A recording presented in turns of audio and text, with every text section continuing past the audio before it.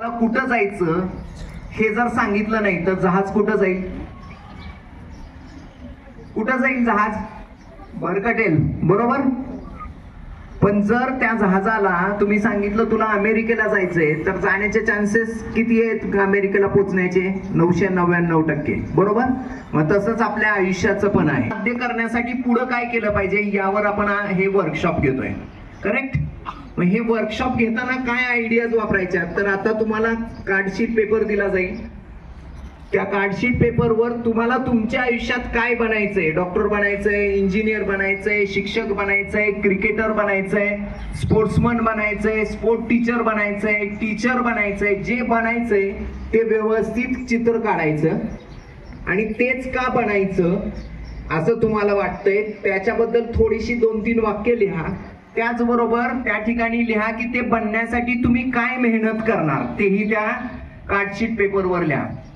त्यामुळे बक्षीस जे दिलं जाईल ते या 3 गोष्टींवर बक्षीस दिलं जाईल की तुम्ही का बनायचंय, ते बनण्यासाठी तुम्ही काय करणार आहात आणि त्याचं चित्र, ह्याची सगळी व्यवस्थित ज्याची मांडणी असेल त्याला बक्षीस दिलं जाईल. प्रत्येक वर्गातनं 3 बक्षीस, बरोबर.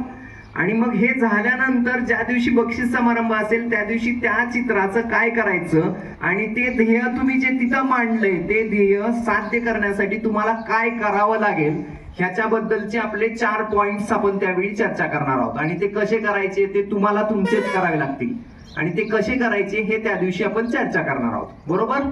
म्हणजे आज जेवढी मुलं आली आहेत ती सगळी मुलं मला बक्षीस समारंभा दिवशी हवी आहेत. ज्यांनी आज चित्र काढलंय ती प्रत्येक मुलं, करेक्ट.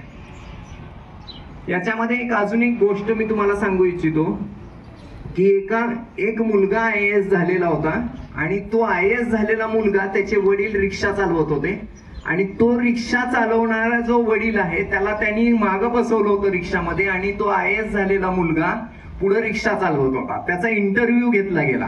हे घडलेला किस्सा आहे. तर त्याचा इंटरव्ह्यू घेतला गेला की त्याला विचारलं गेलं की तू IAS कसा झाला?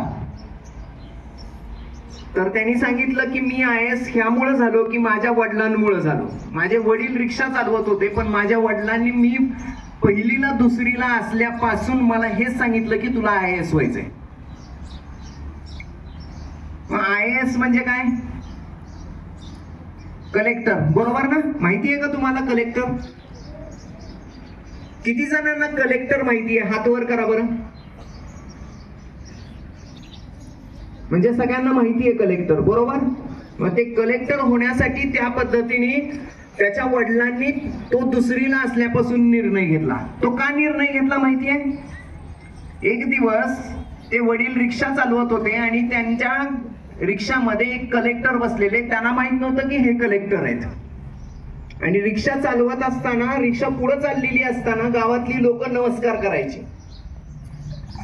त्या रिक्षावाल्या काकांना नमस्कार करत होती आणि त्या रिक्षावाल्या काकांना वाटत होती की आज सगळीच लोक मला नमस्कार का करायला लागली आहेत. ज्यावेळी रिक्षातनं उतरायची वेळ आली त्यावेळी त्याला कळलं की ते मला नमस्कार करत नाहीत तर त्या मागं बसलेले जे साहेब आहेत त्याला नमस्कार करतायत. आणि मग ते कोण आहेत ते साहेब म्हणून त्यांनी त्यांची चौकशी केली. तुम्ही कोण आहात, काय आहात? मग त्यांनी सांगितलं की मी कलेक्टर आहे, ह्या जिल्ह्याचा कलेक्टर आहे आणि माझ्या हातात ह्या जिल्ह्याचे सगळ्या अधिकार आहेत. आणि लोक त्यांना नमस्कार करत होती. आणि मग त्यावेळी त्याच्या